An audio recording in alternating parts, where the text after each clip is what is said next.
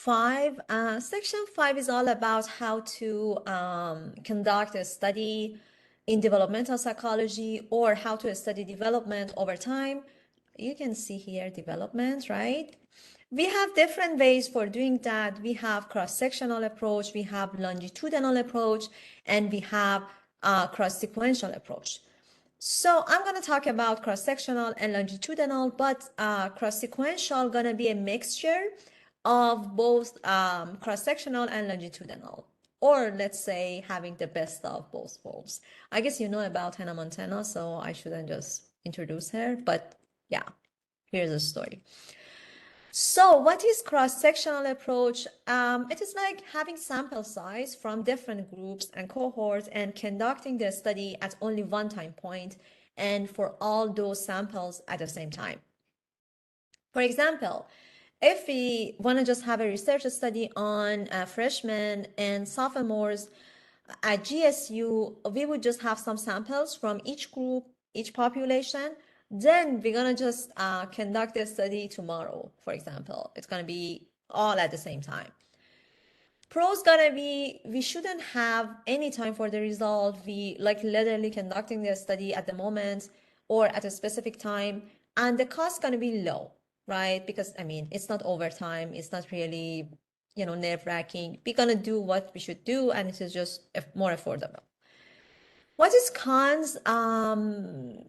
The cons is it cannot monitor any sort of developmental problems over time. For example, if you wanna like do a research on language development, you have to conduct a study from like age 2 until elementary school to just understand whether the child can just develop communication skills, can just understand and use vocabulary in a good context or not. So it's just missing that part.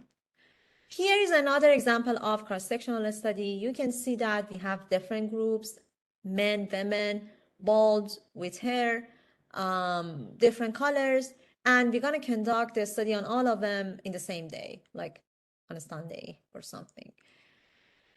What is a longitudinal approach? It's going to be following one group of people over time. Like you're going to have different time points.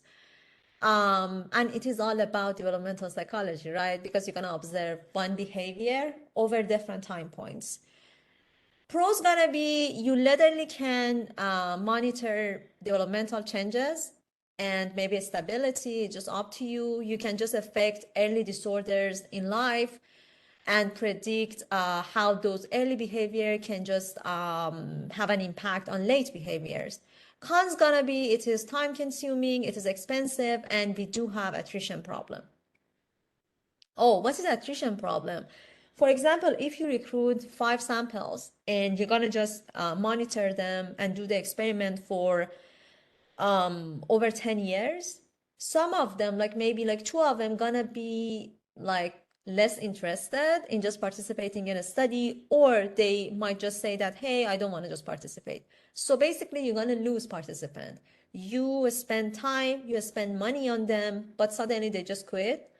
So it's going to be attrition. Here you can see another picture of how cross-sectional study might be different from longitudinal.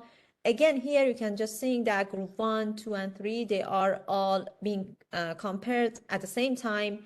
Yet in a longitudinal study, you can just see that we have different time points, 1, 2, 3, but the same group. So basically, this is the essence of longitudinal study, having same group, having different time points.